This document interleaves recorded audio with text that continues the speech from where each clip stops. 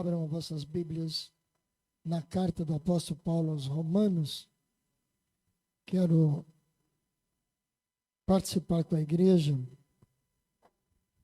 uma mensagem que Deus colocou no meu coração. Romanos capítulo de número 8. E o versículo de número 28, muito conhecido. Nós estamos usando a versão revista corrigida. Tem alguém com uma outra versão aí hoje? Que não seja a revista corrigida? Tem alguma outra versão? Eu vou precisar de uma informação. Se alguém tiver.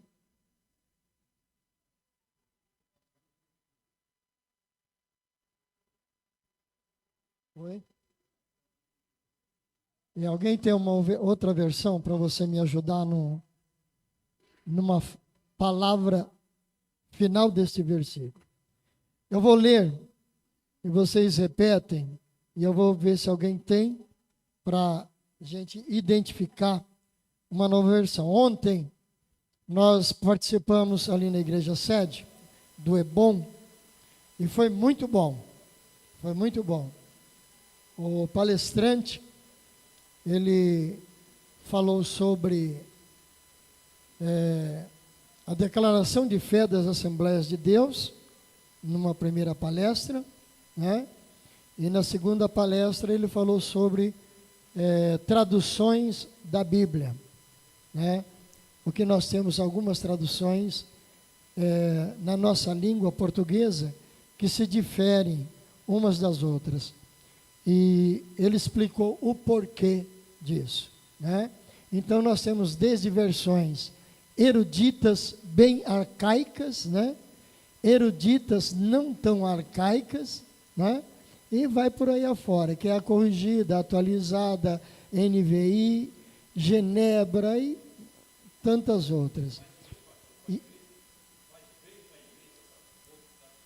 faz bem para a gente entender o original, para a gente entender o original.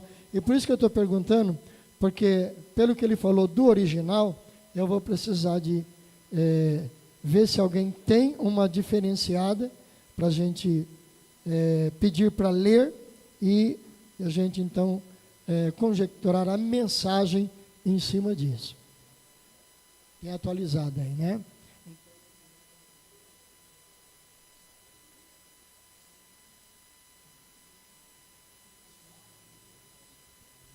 Mas é bom saber dessa também.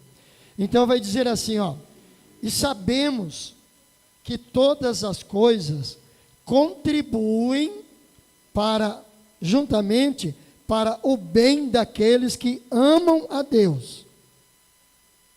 Pastor Luciano falou aqui sobre a declaração de amor a Deus de Abraão, que ele atendeu pela fé sacrificar o filho, né? Isso ele fez por amor a Deus. Então vejam bem, e sabemos que todas as coisas contribuem juntamente para o bem daqueles que amam a Deus, daqueles que são chamados por seu. Aí nós descobrimos ontem que esse decreto é propósito. Plano está aqui. Não, plano é um propósito, né? Pelo seu propósito. Repitam isso agora. E só que em vez de decreto, digamos propósito. Vamos lá juntos? E sabemos que todas as coisas contribuem juntamente para o bem daqueles que amam a Deus, daqueles que são chamados por seu propósito. Sentem-se, por favor. Que lição que nós vamos aprender aqui? Que cada um de nós que estamos aqui nessa noite, nós fomos chamados para um propósito de Deus. Para um propósito de Deus. E o apóstolo Paulo começa dizendo que nós precisamos entender, sabermos que todas as coisas que ocorrem na nossa vida, todas as coisas que concorrem na nossa vida, elas contribuem para o nosso bem se amamos a Deus, porque há um propósito em tudo. Há um propósito em tudo. Então, se estamos passando por alguma dificuldade na nossa vida, quer ela seja material, espiritual, conjugal, profissional, filial, familiar, tudo isso é para contribuir para o nosso bem, para que se cumpra o propósito de Deus para com cada um de nós. E eu quero usar brevemente aqui, como ilustração, a passagem de José. A passagem de José, que já ouvimos N pregações, estudos bíblicos, palestras e por aí afora, baseado na passagem de José. Mas vamos observar uma coisa.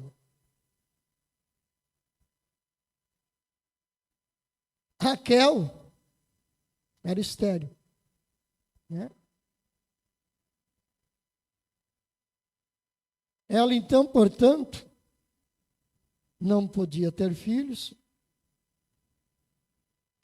E nessa questão, até nós estávamos conversando um pouco depois da escola, né? Que vários personagens bíblicos da antiguidade, do Antigo Testamento, passaram por esse processo. E nós pensamos, será que isso era uma doença hereditária, né? Não é. Lembra de Ana? Fica bem claro ali na passagem de Ana, né? Porque Deus cerrou, ou seja, fechou a madre de Ana. É Deus que faz, Ele está no controle de tudo, porque Ele tem um propósito. Ele tem um propósito. E deixe-me frisar isso mais uma vez. Isso que você está vivendo e você está nessa dificuldade, Deus tem um propósito. Você pode dar glória a Deus? Porque é o que o Senhor, o apóstolo Paulo vai ensinar. Em tudo dai graças. Em tudo, glorifiquemos a Deus, porque toda dificuldade, toda adversidade, toda enfermidade, todo empecilho que houver na nossa caminhada é permissão de Deus para que nós nos ajustemos à vontade de Deus, à obediência à sua palavra, para que Ele cumpra o seu propósito na nossa vida. Raquel era estéril. Isaac, então, até por uma questão de observação de costume de família, né? Ele queria se casar com Raquel, Labão concordou, mas enrolou ele, né? Como as mulheres naquela época, ela só ia descobrir o rosto depois de casada. Então, ele manda Léia, porque tinha que ser a mais velha primeiro, né? Depois, nós já conhecemos a história, não vou me alongar nisso. Depois ele vai trabalhar mais um tempo para casar com a Raquel, que era a amada dele, né? Era um costume da época, podia casar com mais mulheres e ter, inclusive, concubinas, né? E o certo é que quando Deus abre a madre de Raquel e tem José, Os outros filhos eram praticamente todos adultos. Todos adultos. E o texto vai dizer que então José chega aos 17 anos. É quando começa a contar a história bíblica a respeito de José. Aos 17 anos.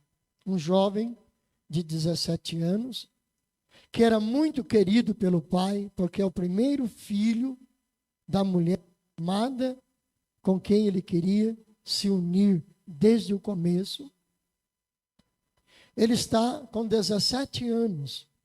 É querido, é tão querido que, como nós conhecemos, o próprio pai providencia, ele tece, ele colore uma túnica totalmente colorida para ele, diferenciando de todos os filhos. E ele se torna também muito chegado ao pai, muito amigo.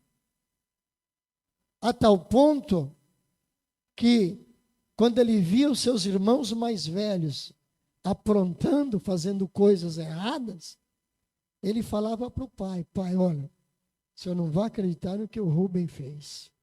Né? E Judá, então? Como esses camaradas aprontam, pai. Né? E isso criava uma raiva dos irmãos contra ele. De tal maneira que eles chegam a desejar a morte dele. Mas o pior não é a raiva de ser entregue. O pior é a inveja de ser querido do pai e de ver que está acontecendo agora coisas diferenciadas com ele.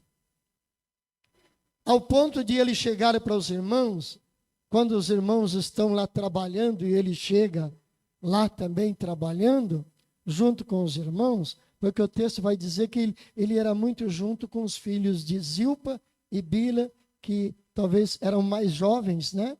Então ele se afinava com os mais jovens. Porque os mais velhos já tinham uma outra cabeça, uma outra maneira de agir.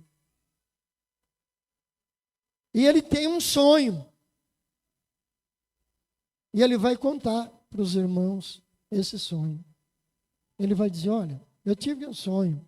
Deixa eu contar para vocês. Eu sonhei que nós estávamos no campo, colhendo trigo, né? E de repente nós colhemos, amarramos os trigos, e quem trabalhou na lavoura sabe como que é, né? Corta, né? Deita no chão e faz os amarros de molhos, né? Para depois transportar para o celeiro, para aquela coisa toda, e fazer toda a tratativa. Então ele disse que ele via no seu sonho, todos eles cortaram os seus molhos de trigo, né? Amarraram, e aí o molho dele ficava de pé. Né? O molho dele ficava de pé. E dos seus 10 irmãos, porque ainda não tinha Benjamim, né? E dos seus 10 irmãos na lavoura. Então, dos seus 10 irmãos, os deles também ficavam de pé, se levantavam, mas se curvavam diante do feixe dele. Ah, o que é? Você está pensando que você é melhor que nós? Né? Que nós vamos nos curvar a você? Que você vai ser o nosso rei? E ficaram com mais bronca de José. Se não bastasse esse sonho, a posteriori, ele tem um outro sonho. E ele vai contar para os irmãos, junto com o pai. Né? Junto com o pai.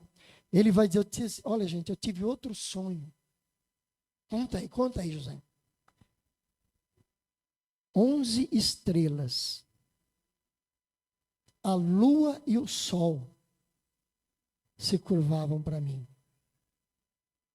Aí foi o pai que falou: epa, peraí.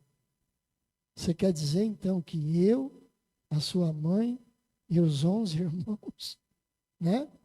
E os 11 irmãos, você vai reinar sobre nós, vai ser superior a nós? Os irmãos ficaram mais bravos ainda com ele. Só que o pai, diz o texto, o pai guardou aquilo no coração.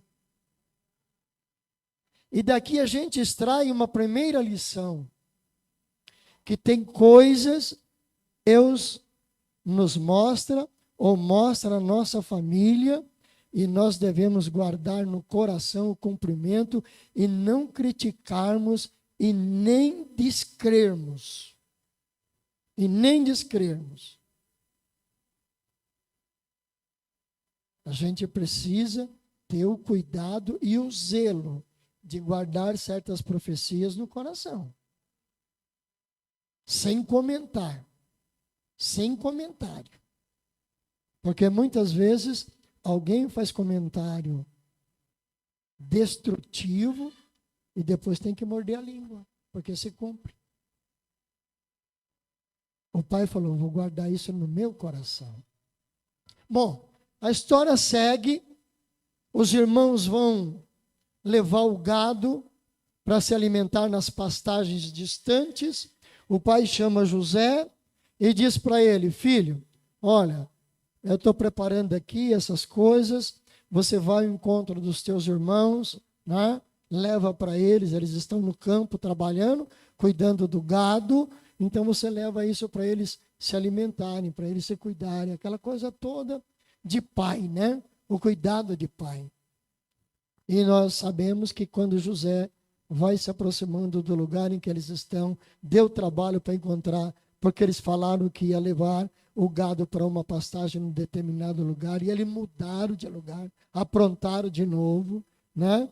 Mas José encontra alguém e pergunta, escuta, vocês não viram o pessoal assim e tal, cuidando de um gado? Ah, já foram para outro lado. E quando ele vai para esse outro lado, e claro, em meio a uma sociedade diferenciada, né? A túnica dele colorida chamou a atenção de longe. Lá vem o sonhador mor. O que a gente faz com ele? Vamos jogar ele numa cova, a gente acaba com a vida dele, quer ver se o sonho dele vai se cumprir, e aquela coisa toda. Mas aí Judá acaba interferindo, Rúben acaba interferindo, não vamos fazer isso. Aí aparece uma caravana de mercadores e mercadores escravagistas, né? Vamos vender ele, porque aí a gente ganha um dinheiro ainda e não comete um crime, né? Vendemos ele e ele vai embora de nós. E aí a caravana leva ele para o Egito. Nós já sabemos onde ele vai parar. Potifar compra, né? Potifar compra. Mas como Deus tinha um propósito, coloca ele na casa de Potifar como escravo. Não demora muito, ele se torna um mordomo, o administrador de todos os bens de Potifar. Ao ponto que as Escrituras vai dizer que chegou um ponto que Potifar não sabia o que tinha. José sabia o que era de Potifar. Mas o próprio Potifar já não sabia o quanto ele possuía de bens e de riquezas, porque era José que administrava, e aonde ele punha a sua mão, a coisa prosperava, porque ele estava aonde? Ele estava em que condição? Ele estava debaixo do propósito de Deus. Quando nós estamos debaixo do propósito de Deus, a coisa funciona. Mesmo no sofrimento, mas Deus nos honra. Em meio a traições, Deus nos honra.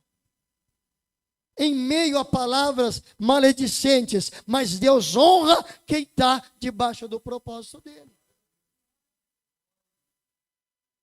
Ao ponto de que, quando a mulher de Potifar graça com ele, ele já está aí por volta dos seus 25, 26 anos, né?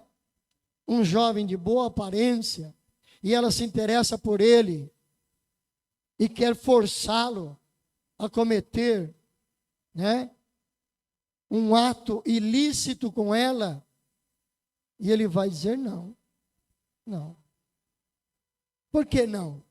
Primeiro, eu não vou desonrar o meu Deus, e também não vou desonrar o meu Senhor, porque ele me entregou tudo nas minhas mãos. Todos os bens estão nas minhas mãos. Só tu não. Tu é a esposa dele. E por conta disso, ela arma uma cilada para ele. Tenta agarrá-lo pela roupa e ele deixa a túnica nas mãos dela e foge. Por conta disso, ela arma um escândalo lá, gritando para os outros criados que ele tentou agarrá-la, que isso, aquilo, outro, e nós já sabemos ele vai parar na prisão. Ele vai parar na prisão. Pastor Luciano disse aqui, na sua palavra, que ele ministrou, ele disse que tem coisas que se Deus pedir para nós, é difícil de fazer, né? Como pediu para Abraão, sacrifica o teu filho para mim. Tem coisas que é difícil. Tem situações que a gente vai viver, já vivemos e iremos viver até a volta de Jesus. Tem situações que vai ser difícil, vai ser complicada, mas nós temos que manter a integridade. A integridade para com Deus. O temor, a obediência. Mesmo quando muita gente está te apontando, está te dizendo coisas terríveis contra a tua vida, mas você tem que continuar íntegro para com Deus. José vai parar na prisão. E lá na prisão, mais uma vez, Deus vai se demonstrar com ele. Ele ganha a confiança do carcereiro. O carcereiro entrega para ele as chaves de todas as celas, né? Se é que tinha cela ou se era grilhões, né? Porque era uma pedreira, né? Era quebrando pedra para as construções do Egito. Os presos não era como é hoje, não, que tem até um salário prisão, né? É mais do que o trabalhador, né? Não, quem era preso ia trabalhar nas minas quebrando pedra para as construções egípcias. E José vai parar na prisão. Mas como todo crente fiel é obediente, o carcereiro se engraçou com ele. E falou para ele, José, ó, está aqui todas as chaves aqui, você vai me ajudar nesse negócio aí. É você que abre, é você que solta o preso para ir trabalhar, e de tarde quando ele volta, é você que prende todo mundo junto comigo me ajudando. E José, mais uma vez, entende que ainda há um propósito. Simultaneamente a isso, vai preso o copeiro e o padeiro do faraó, que cometeu-se algum desatino lá, foram descobertos, e faraó manda prender os dois. E os dois estão na prisão, e José acompanha todas as coisas. Ele é o carcereiro mor, tem a chave na mão. E um dia ele passa na cela do padeiro e o copeiro, porque como trabalhavam no palácio, eles ficavam, obviamente, mais juntos do que com os outros, né? Então os dois estão conversando, rapaz, eu tive um sonho. E o outro, eu também tive um sonho. Só que eu não estou compreendendo o sonho.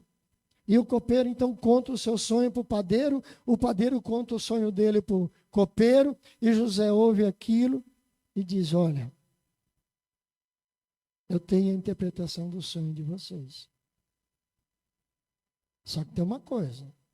Olha, padeiro, infelizmente, você vai morrer. Você vai morrer. Agora você, copeiro, você vai ser levado de volta para o palácio, você vai ser inocentado e você vai servir a Faraó de novo. Eu só vou te pedir uma coisa. E contou para ele, certamente, a sua história, o porquê que ele foi parar na prisão. E ele estava indo para o copeiro. Quando você estiver servindo o faraó, intercede por mim junto a ele, conta a minha história, que eu estou aqui inocente, eu não cometi aquilo de que fui acusado. Conta para ele. Só que o texto vai dizer que realmente o padeiro vem a ser morto e o copeiro, resgatado de volta ao palácio, vai servir Faraó. Só que quando ele chega no palácio, ele esquece do pedido. E eu já vi muita gente dizer que foi ingratidão do copeiro não se lembrar. Mas não foi.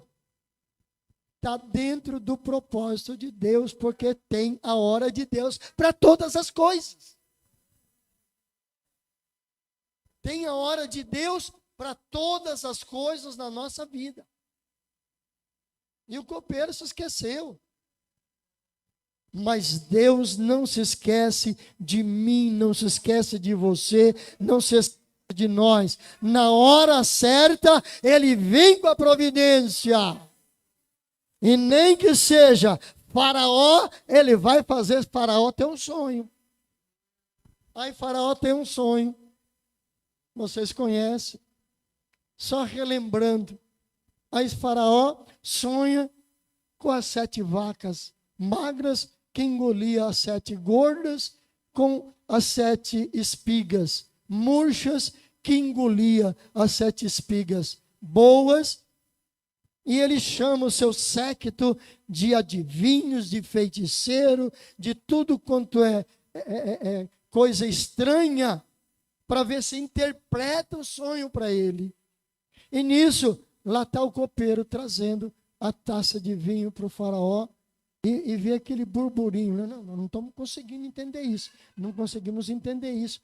Aí, ele vai entregar o copo de vinho para o faraó e vai dizer: dos meus pecados me lembro eu agora.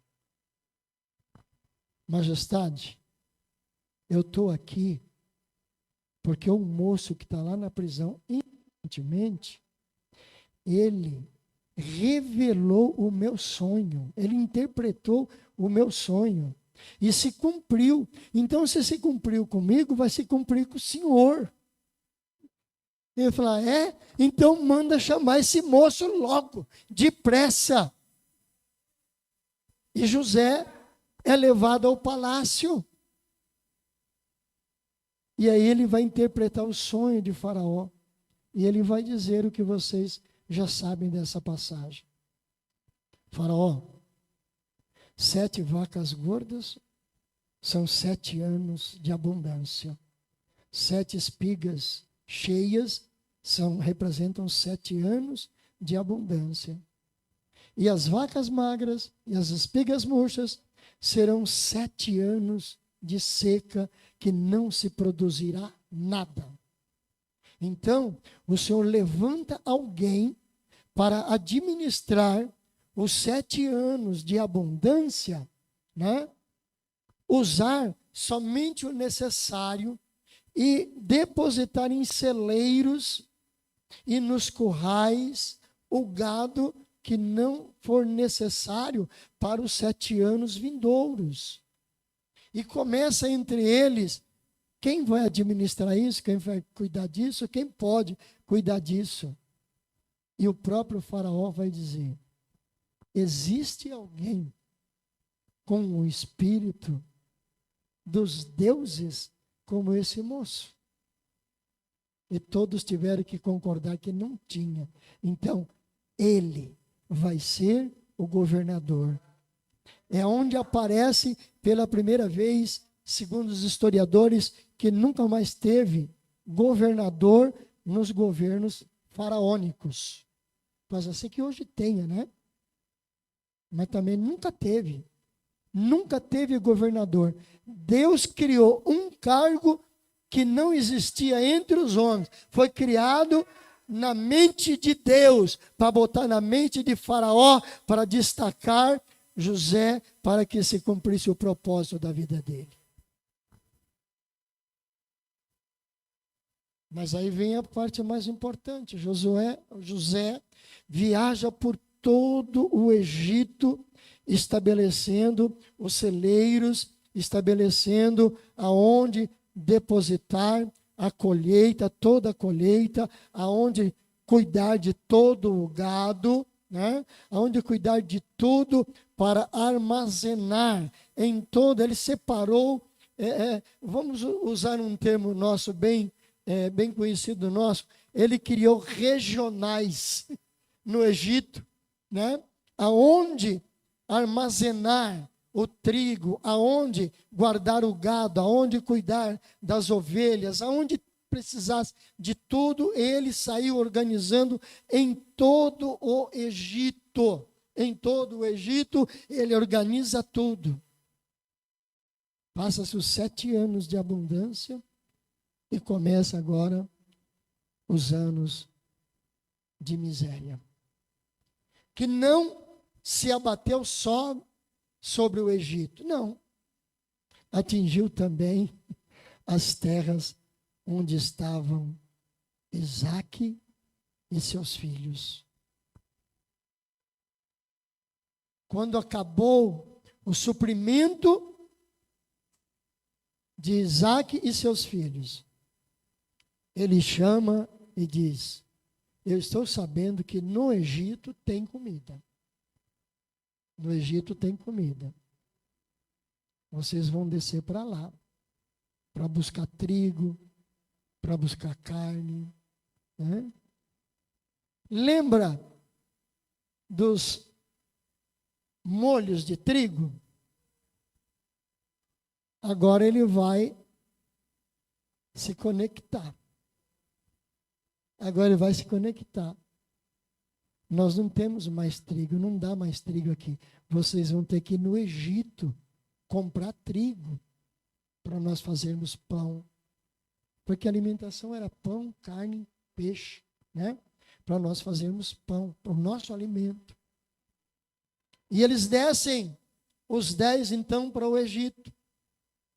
Chega no Egito, certamente pergunta para alguém: olha, nós viemos comprar trigo, comprar alimentos. Com quem é que se compra? É com o governador. É com o governador. E qual é o nome dele? Faraó tinha mudado o nome de José para um nome egípcio. Zafenate-Paneia. Vê como que Deus trabalha. Porque se ele continua com o nome de José, os irmãos, opa, peraí, José? Será que é? Né? Mas mudou para Zafenate-Paneia. Você tem que procurar o governador. E qual é o nome do governador? Zafenate-Paneia. Vamos procurar o Zafenate-Paneia. Nisso, José já estava seus 30 anos acima, né? Quando ele comparece perante Faraó, passaram os 7 anos, ele estava em torno de 37 anos já. Ele saiu de casa com 17, passaram-se 20 anos. Né?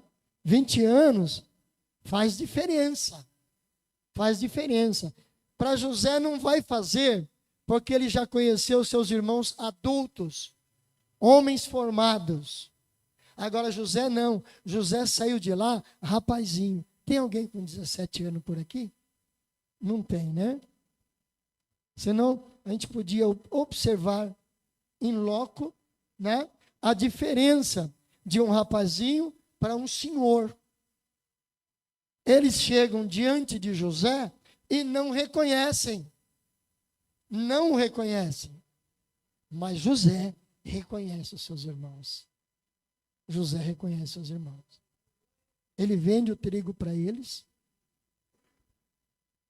mas chama um criado e diz: olha, sem que eles vejam, devolve o dinheiro de cada um deles no saco de trigo que eles estão levando.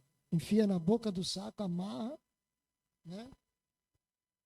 E eles então vão sair em caravana com seus camelos, carregados com sacos de trigo. E José chama um dos seus criados e diz: corre atrás deles, né? E chama eles de volta. Chamando de volta, manda olhar. Eles abrem os sacos e veem que está ali. Eles vão e comprometem-se de devolver o dinheiro para Faraó, para o governador. Se compromete, vamos devolver, né? Eles voltam para uma nova compra e traz o dinheiro de volta e mais dinheiro para comprar. E ele então vai dizer: por que vocês fizeram isso? Ele pediu que quando voltasse, só iria atender se trouxesse o irmão caçula. Não é isso? Benjamim. Porque eles perguntaram: de onde vocês são? Ah, nós somos de tal lugar. E quem mais? Tem mais alguém na família? Tem, nosso pai, o nosso irmão caçula.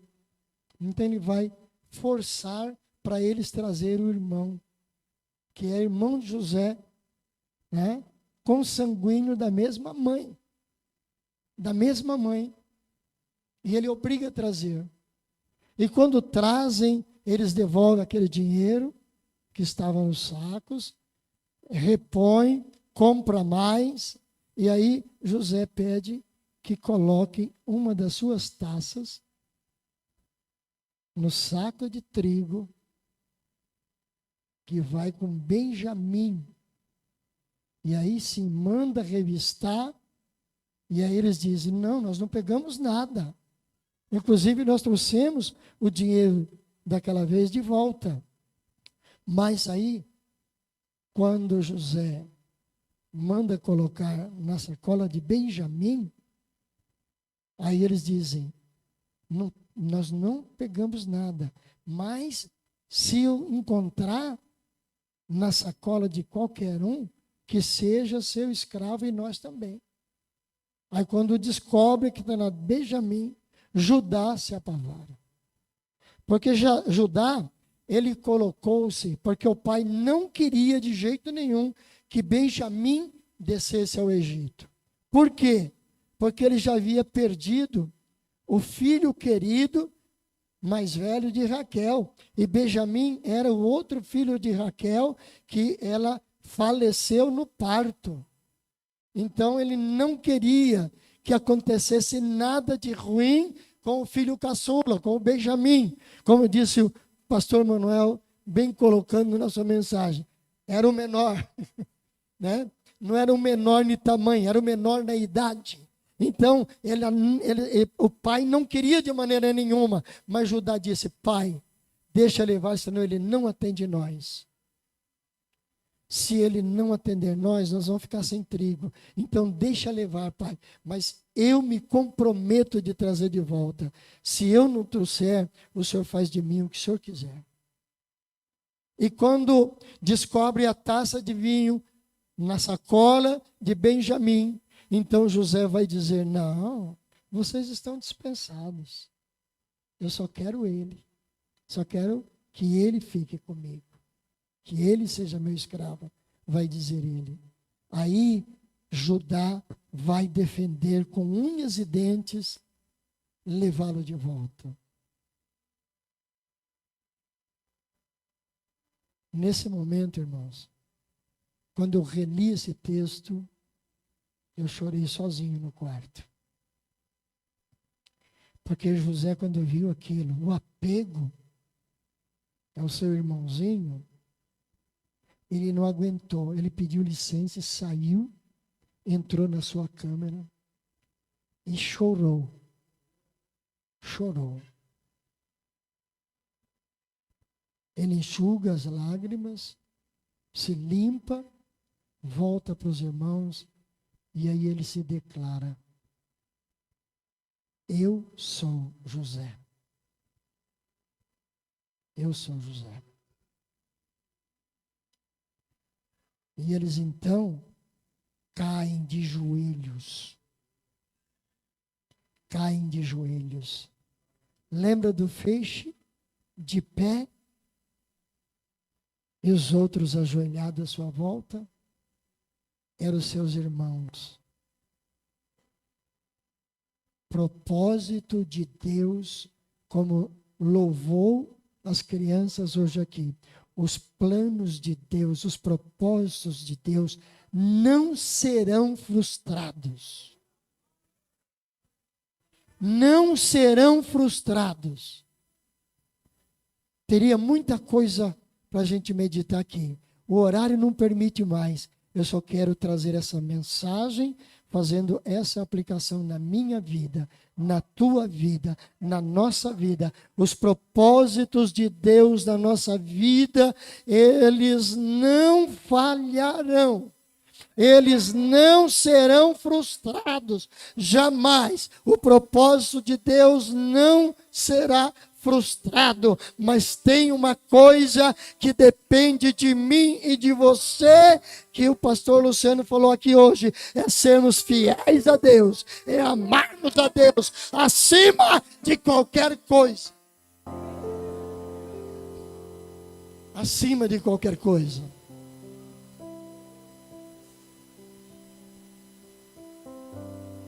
Por isso o texto sagrado vai dizer que nós devemos amar a Deus de todo o nosso coração, de toda a nossa alma, de todo o nosso entendimento. Porque fala do entendimento, que é por aqui, é pela mente que passam as falhas que nós vamos cometendo pela vida fora. Precisamos de ter a nossa mente, como disse o apóstolo Paulo, renovada todo instante, porque aqui também que o adversário nos ataca. Faz isso mesmo, vira a cara para ele. Ele não te fez isso? Maltrata também. Não dê a paz do Senhor, não abrace, não ajude, mas a gente tem que ter a nossa mente renovada pelo Espírito e dizer, mas eu amo a Deus, e a minha forma de dizer aqui, de celebrar aqui, que eu amo a Deus, é amando o meu irmão, é amando a minha irmã, é amando uns aos outros, como pediu Jesus. Neva sobre andemanaias. Falhas todos nós cometemos. Erros todos nós cometemos. O grande erro nosso é não saber recuar, é chegar e se humilhar, não ser humilhado, porque tem gente que gosta de humilhar. Você vai pedir perdão? Agora vem pedir perdão? Depois do que fez? Mas só pode pedir perdão depois da burrada que fez, não dá para pedir antes, né? Ninguém vai chegar no outro e dizer assim, me perdoa porque eu vou te dar um prejuízo, né? Aí o camarada falou, não preciso nem te perdoar, porque eu vou esconder tudo que eu tenho.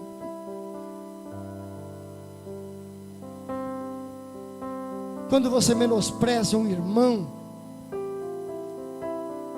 você está atrasando o propósito de Deus para a tua vida. Aí depois a gente fica se perguntando, por que as coisas não estão bem em casa? Por que as coisas não andam bem na minha família? Por que as coisas não andam bem comigo na própria igreja? Deus nos colocou aqui, irmãos, debaixo de um propósito, e esse propósito pode ser bênção aqui, mas o propósito maior, sabe qual é que é? É Jesus nos levar para estar com Ele, porque Ele mesmo disse, eu vou voltar para buscar vocês, para que onde eu estiver, vocês estejam também. Anabionde reva séria manai.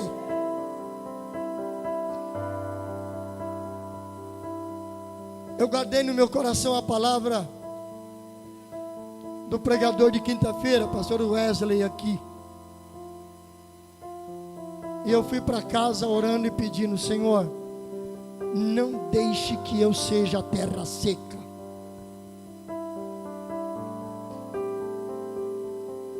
Senhor,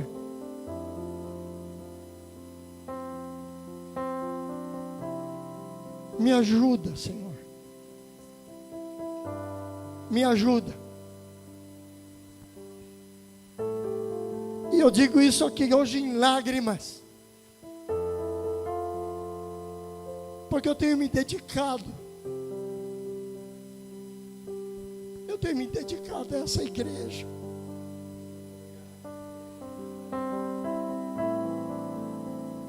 E infelizmente, a gente fica sabendo de coisas. A gente fica sabendo de coisas que querem secar a minha terra, mas eu estou pedindo: Espírito Santo, não deixe a minha terra secar. Espírito Santo, umedece a minha terra, para que a minha terra produza frutos para a glória de Deus.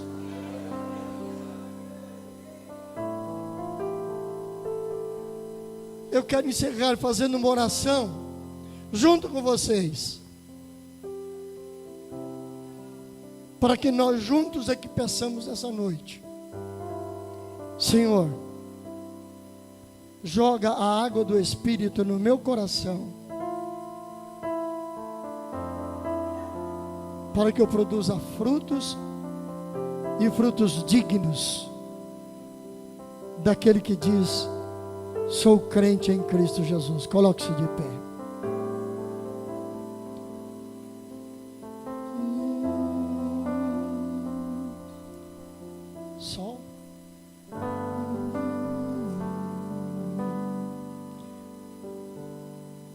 Eu quero ser, Senhor amado,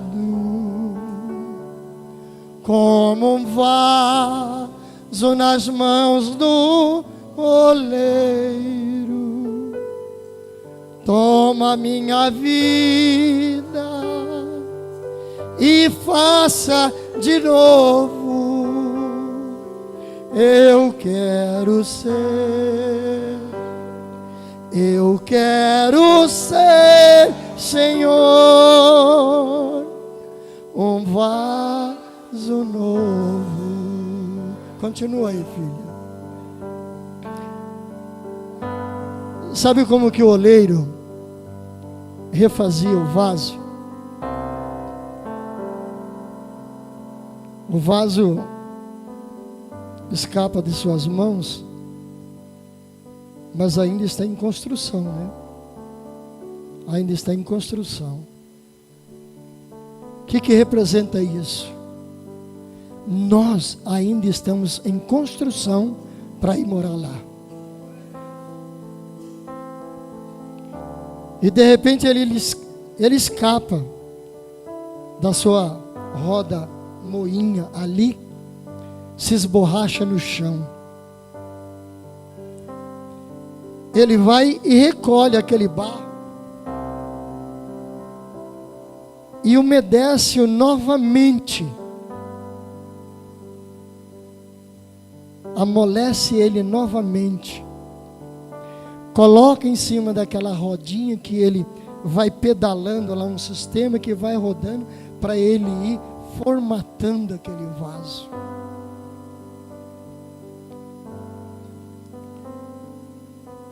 Não importa qual foi o tombo que você levou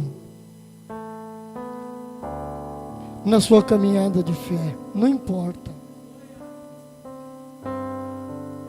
O oleiro está aqui nessa noite. Ele vai ajuntar. E Ele está molhando pela água da palavra, para nos moldar a verdadeiros vasos, ainda que de barro,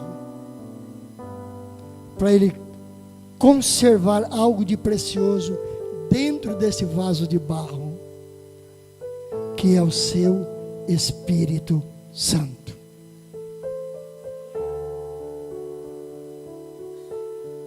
É o seu Espírito Santo. Quantos aqui nós temos batizados no Espírito Santo? Quantos? Você que ainda não é, você está sendo moldado como vaso de barro para ter esse presente de Deus. Quando cremos no Evangelho, o Espírito Santo passa a habitar em nós. Agora o batismo nada mais é do que um reforço para a nossa vida cristã, para nós suportarmos as provações, as tentações e irmos caminhando de vitória em vitória. Deus está tratando na tua vida. Curve a tua cabeça. Fecha os teus olhos. Pastor Tarcísio, vem orar por nós. Pastor Dionísio, desculpa. Pastor Dionísio, ore por nós. Para o Senhor, para a igreja, oremos. Amado e eterno Deus, Pai de nosso Senhor e Salvador Jesus Cristo, meu Deus e meu Pai, nós dependemos de Ti, Senhor. Nos ajuda nesta caminhada, ó Deus, que um dia possamos estar na Tua presença. Aleluia! Este é o desejo do cristão fiel. Oh meu Deus, o inimigo das nossas almas muitas vezes quer nos passar rasteira, mas o Espírito Santo está ao nosso lado. Oh, o Senhor tem enviado os seus anjos, oh, aleluia, para estar em derredor dos filhos de Deus. Pai querido, abençoa a tua igreja. Somos gratos, meu Deus, pela tua palavra.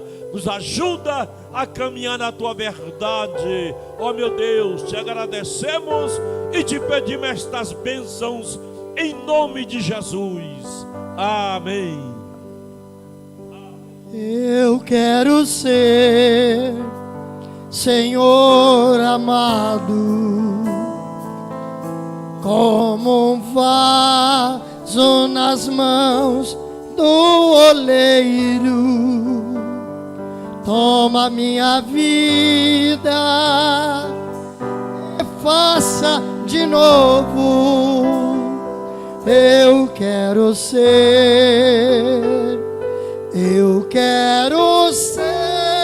Senhor, um vaso novo. Dê um abraço na pessoa que está ao seu lado. Dê um abraço bem gostoso. E diga: foi muito bom ter você ao meu lado.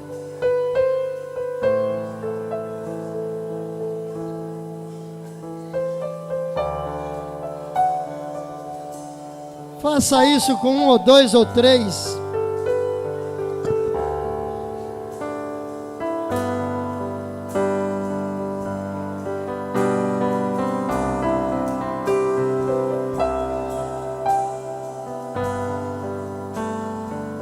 Glória, glória, glória, glória, glória.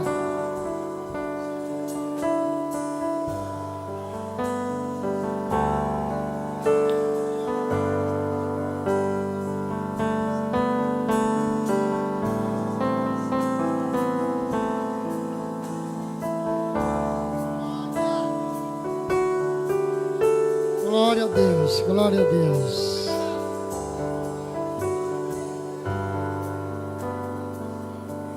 Aleluia.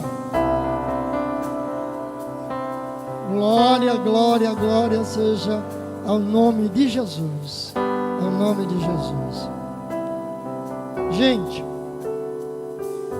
o Paulinho, nosso diácono Paulo Alberto, que carinhosamente nós chamamos de irmão Paulinho, líder da nossa juventude, ele fez um propósito para abençoar o departamento infantil da igreja. Então nós temos a cantina, aí você passa ali, pega um salgado, abençoa o serviço social da igreja. É batata hoje, tá vendo? Então passa na cantina, pega um salgado, que ali você está ajudando a assistência social e o departamento das irmãs. E o irmão Paulinho, para ajudar o departamento infantil, ele fez uma campanha aí, e ele está com umas trufas ali, e que tudo aquilo que for auferido na venda dessas trufas, vai ser designado para o departamento infantil, certo? Então, abençoe o nosso departamento, amém? Posso ouvir um amém? Amém. Que diremos, pois, essas coisas? Se Deus é por nós, tudo posso. E a vitória é nossa. Que a graça do nosso Senhor e Salvador Jesus Cristo, que o grande amor de Deus, nosso Pai Celestial, que a comunhão e as doces consolações do Santo Espírito seja sobre todo o povo de Deus, e assim permaneça hoje e sempre. Todos dizem amém. Deus abençoe.